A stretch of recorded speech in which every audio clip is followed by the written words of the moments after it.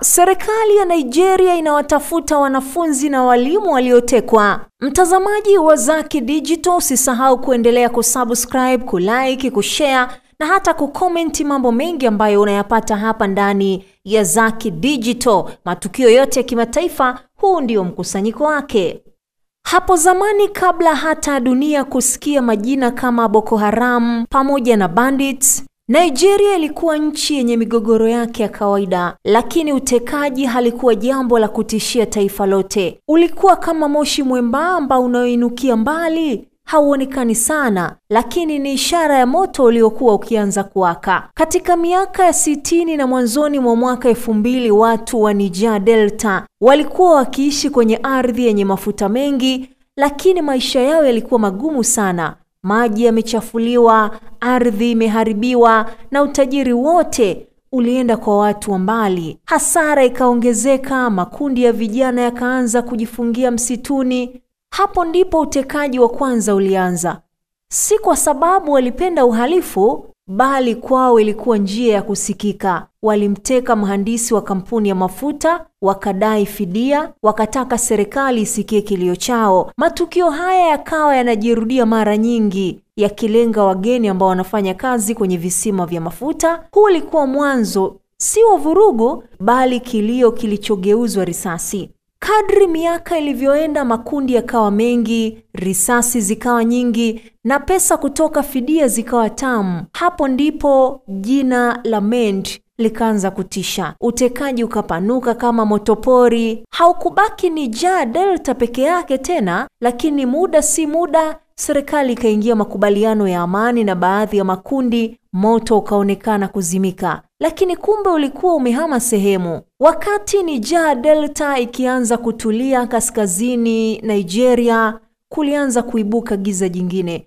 Makundi ya wahalifu, vijana waliopotea njia na baadaye wanamgambo wa Kiislamu waligundua kuwa utekaji ni biashara isiyoshindwa. Hapo ndipo majanga kama utekaji wa wasichana wa Chibok ya mwaka 2014 yakatikisa dunia. Watoto wakachukuliwa wakisombwa usiku wa giza na taifa likalia. Wakati huo huo, majambazi kwenye misitu ya kaskazini magharibi wakaanza kuteka mabasi, vijiji, hata shule nzima. Walikuwa kama kivuli kizito kilichozunguka barabara na mashamba.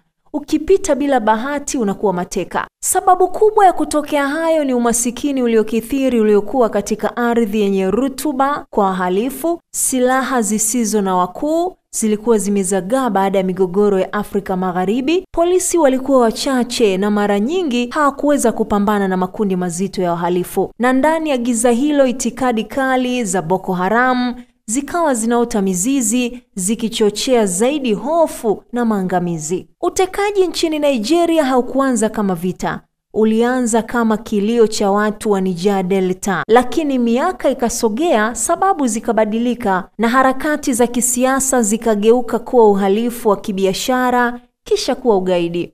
Wakati historia ikikaa hivyo, zaidi ya wanafunzi 300 na walimu 12 wametekwa nyara na watu waliojihami kwa silaha katika shule ya Kikatoliki ya Mtakatifu Mary iliyopo kwenye jimbo la katikati mwa Nigeria la Niger. Kulingana na chama cha Kikristo cha Nigeria, idadi hiyo imeongezeka kutoka 227 iliyotajwa Ijumaa baada ya uhakiki kufanyika. Wanafunzi waliotekwa wapo kati ya miaka 8 mpaka 18. Idadi yao jumla ya wanafunzi hao ni 629.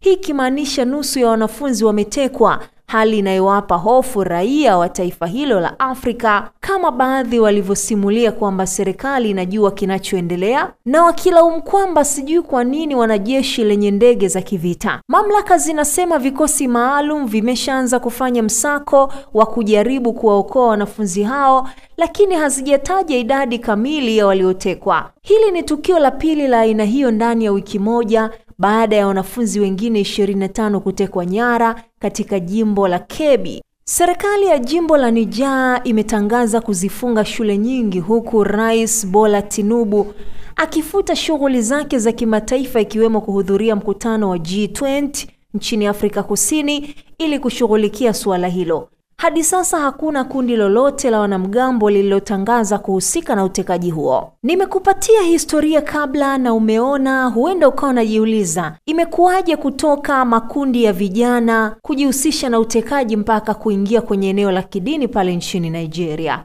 Katika ardhi kubwa ya Nigeria, jamii zilizowahi kuishi zilikuwa zinatofautiana kwa dini, lakini zikishirikiana katika biashara, kilimo na hata tamaduni. Kwa muda mrefu tofauti hizi hazikuwa chanzo kikuu cha migogoro pamoja na utekaji. Lakini pole upepo uliobeba mbegu za vurugu ukaanza kubadilisha sura na mambo. Ilikuwa mwaka 2009, kundi jipya lililozuka kaskazini mashariki, kundi lililojitambulisha kwa itikadi kali za kidini. Walitangaza dunia mpya, na kwa macho yake mawili ya ukatili, utekaji ukawa silaha yao kuu. Walichukua watu sio tu kwa pesa, bali kwa ujumbe, wakizilazimisha fikra zao, kueneza hofu. Utekaji wa wasichana pale Chibok ni tukio ambalo linakumbukwa sana. Huu ukawa kama kilio kilichosikika dunia nzima kabisa. Sasa kitu kingine ambacho kinatajwa kwenye eneo la udini kuhusishwa ni pamoja na Nigeria ina historia ya maeneo mawili tofauti ya kiimani.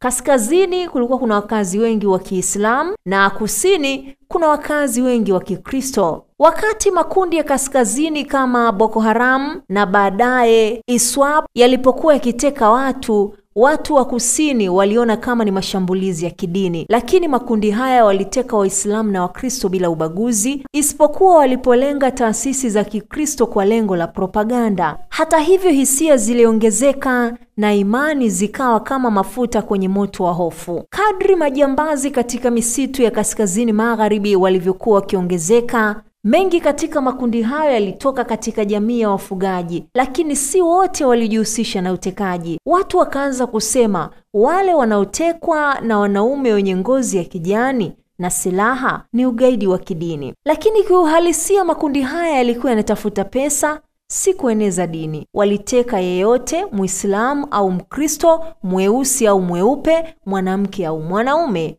Lakini kwa kuwa sehemu kubwa ya wahalifu walitoka katika jamii ya kaskazini ambayo inayojulikana kwa Uislamu, watu wakaunganisha utekaji na dini kimakosa.